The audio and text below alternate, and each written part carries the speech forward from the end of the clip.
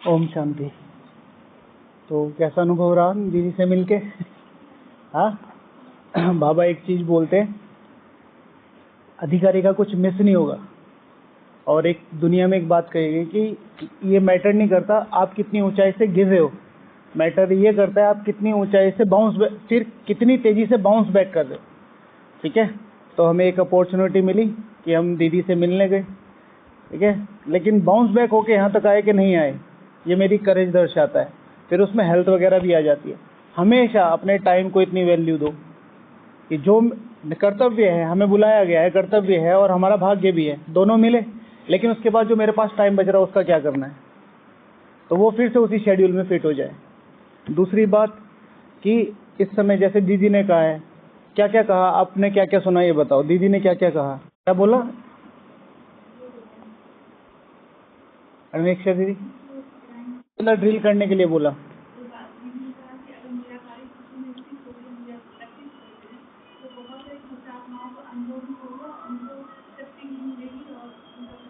कल्याण भी होगा। ओके, तो दीदी ने कहा कि अगर सदा फ्रेश रहना है तो क्या करो, सब लोग आपस में मिल के रहो, और मिल के उससे भी ज़्यादा इम्पोर्टेंट जड़ों से मिल के रहो।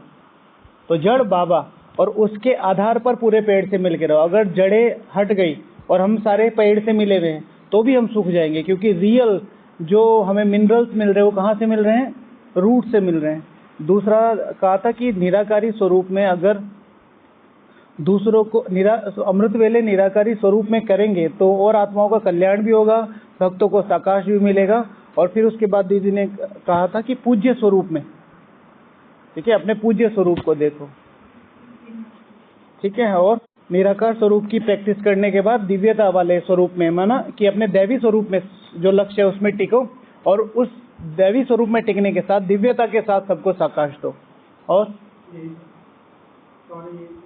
क्या सुना, सब लोग इस चीज को क्लियर कर लो। दैवी स्वरूप और पूज्य स्वरूप कोई ऐसा नहीं है कि देवताओं का स्वरूप है। देवी स्वरूप अर्थात मेरा पूज्य, मेरा लक्ष्य स्वरूप। देवी स्वरूप श्री लक्ष्मी श्री नारायण नहीं, देवी स्वरूप अर्थात मेरा श्री लक्ष्मी श्री नारायण का स्वरूप। अपने से कनेक्ट, वही तो रूट काट दी, मेरा है ना। आपका बैग है, किसी ने कहा भाई मेरा बैग हो गया, ये आपका बैग है, आप सीधा कहेंगे मेरा है, यानी कि आपकी रूट इनर कॉन्शियस, तो वो इनर कॉन्शियस जुड़ी हुई रहनी चाहिए। ये बहुत इंपॉर्टेंट है। ठीक है, आज भी कहा था ना कि जिन ब्राह्मणों को, आज दीदी ने आंसर दिया आखिर में, दुखों के पहाड़ जिन पे नहीं गिरेंगे उनके लक्षण क्या क्या होंगे। हाँ, आपको ये देवी स्वरूप में दे रहे हैं, पूज्य स्वरूप में दे रहे हैं, और आपको संतोषी का अच्छा लग रहा है, तो संपूर्ण संतोषी स्वरूप कौन है? श्री लक्ष्मी तो है, वही है, तो वो डिस्कनेक्ट नहीं हुआ। पर अपनी संपूर्णता और अपना लक्ष्य मत अलग करो। ये मेरा है, वो जो वही तो बताया था, 5 स्वरूप का अभ्यास माना एक्सरसाइज। मेरा 5 स्वरूप का अभ्यास अर्थात एक्सरसाइज प्लस मेरा स्वदर्शन। मैं अपने 84 जन्मों के जो कर्म हैं उनको री इमर्ज कर रहा हूँ। वो है मेरी लाइफ में ही, वो मैं है मेरी आत्मा में, लेकिन अभी इमर्ज नहीं है। और जैसे ही बाबा याद दिलाता है उन पे निश्चय करके इमर्ज करना। जैसे अभी आपकी बुद्धि में नहीं है, और अब मैं कह देता हूँ कि सब लोग अपने अपने स्कूल, जो स्कूल है उसकी अपनी सबसे लास्ट वाली क्लास में जाओ। पहुंच गए ना, या प्लेग्राउंड में जाओ, पहुंच गए ना। तो कैसे पहुंचे, है तो आत्मा में ही था, लेकिन इमर्ज कराया, नॉलेज देके इमर्ज कराया, इस तरीके से। ओके, ब्राह्मणों पे दुखों के पहाड़ नहीं गिरेंगे। तो दीदी ने जो एक बार कहा, रूट से जुड़ के रहो और ब्राह्मणों से जुड़ के रहो। जो परिवार का ध्यान रखेगा, परिवार वाला उसका ध्यान रखेगा, और परिवार भी उसका ध्यान रखेगा। मैं बार बार आजकल बहुत ज़्यादा इस चीज़ को रिवाइज कर रहा हूँ कि at any cost, at any level, शुभ भावनाएं, शुभकामनाएं किसी के लिए मत छोड़ो। आपको सारा दिन बहुत सारे लोग दिखाई देंगे, इधर उधर कुछ चल रहे हैं, कुछ नहीं चल रहे, कुछ बोल रहे हैं, कुछ अपना मतलब ही सीधा कर रहे हैं। ये सब राजधानी है, और इस राजधानी में हर प्रकार के लोग चाहिए। आजकल सबको मेड का कॉस्ट तो पता ही है। जो मेड आती है घर में, नॉर्मली 10-12 हज़ार रुपये लेती है वो मंथ के, है ना। अगर वही मेड आपको 200-300 रुपये में मिल जाए तो आप छोड़ेंगे? नहीं छोड़ेंगे ना।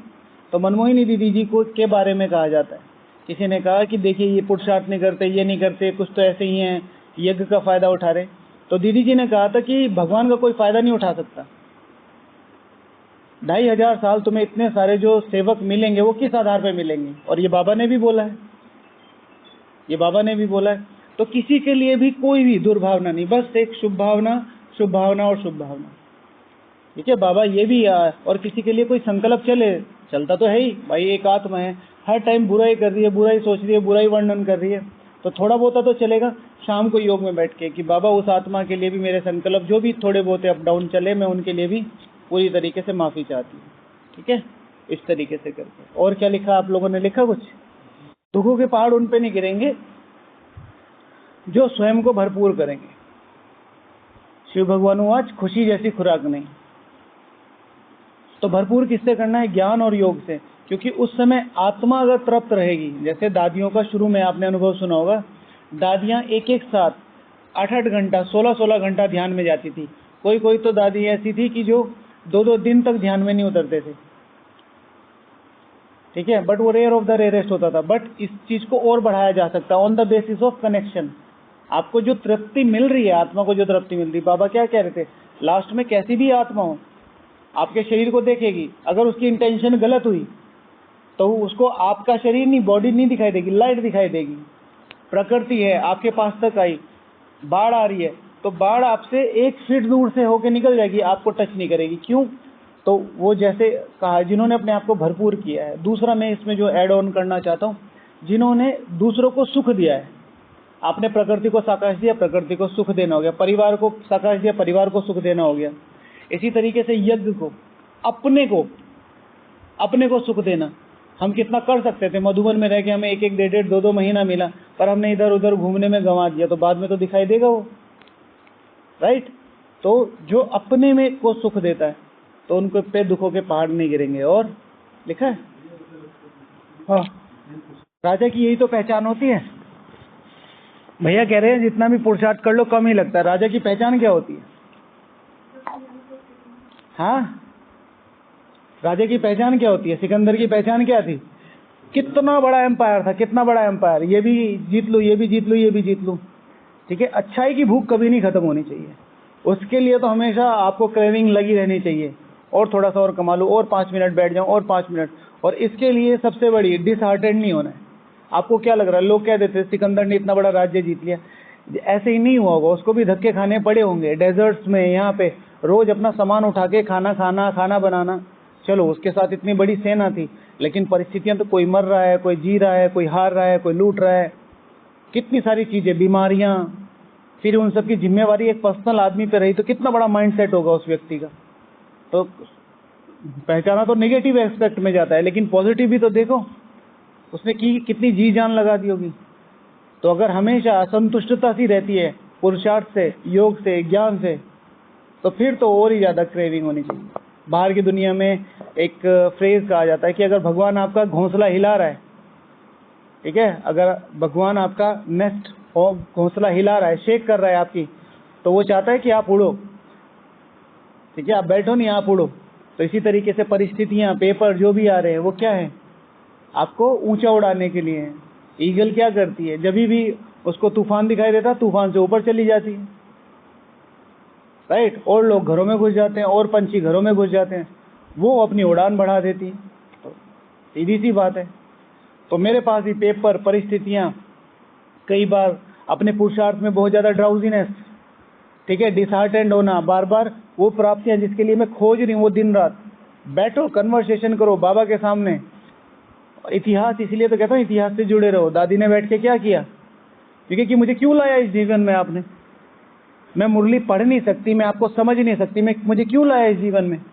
बाबा ने सूक्ष्म वतन में बैठ के पढ़ाई करी, सूक्ष्म वतन में, और सिर्फ मुरली पढ़नी आती थी बहुत सालों तक, और कुछ नहीं पढ़ सकती थी।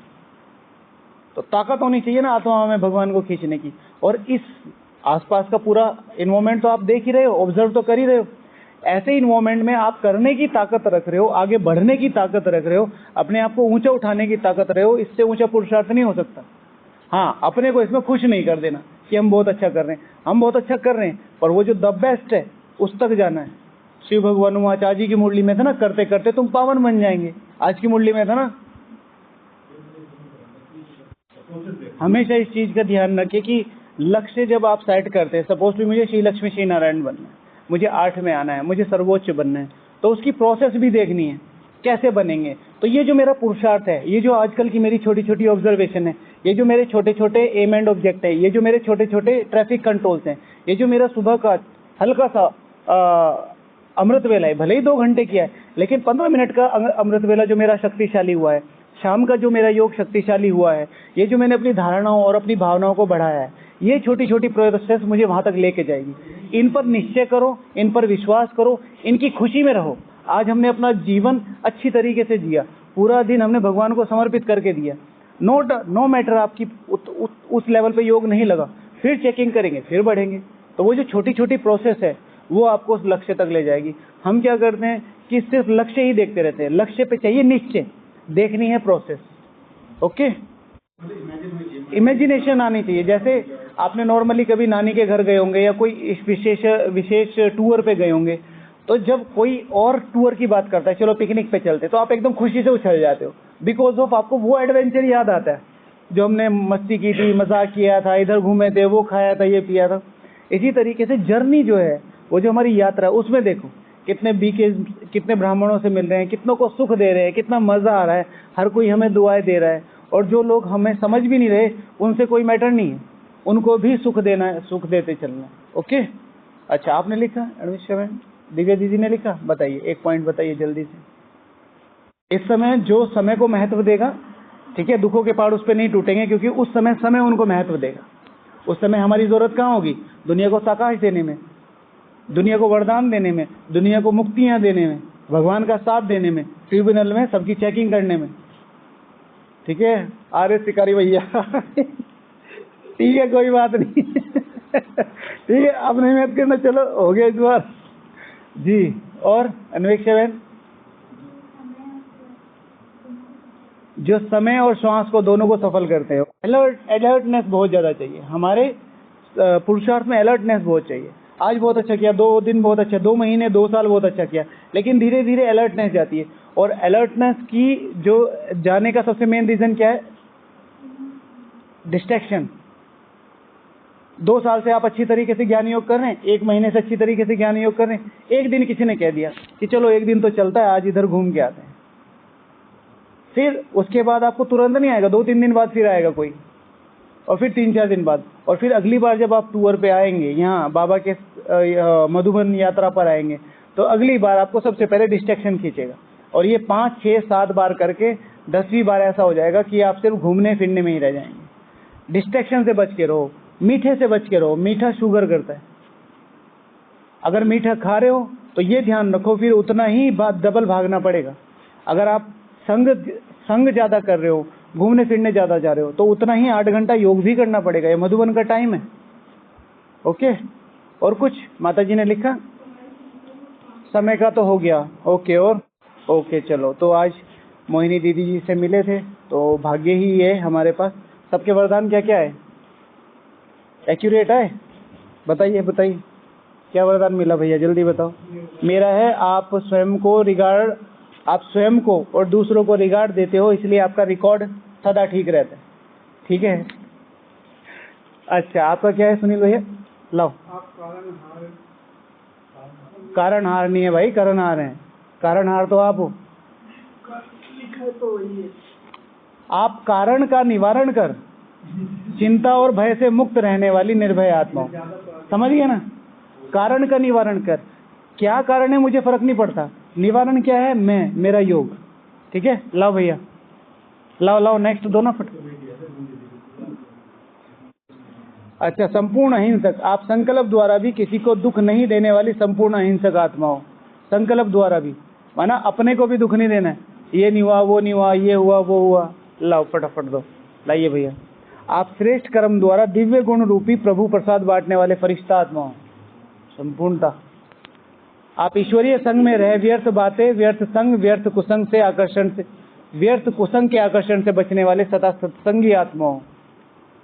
आपके बोल में, स्नेह में संयम है, इसलिए आपकी वाणी सर्व को मधुरता का अनुभव कराती है। आप निर्माणता के गुण को धारण कर, सुन लो ना भाई, आप निर्माणता के गुण को धारण कर सबको सुख देने, सुख देवा, सुख स्वरूप आत्मा, भगवान समान है ये तो।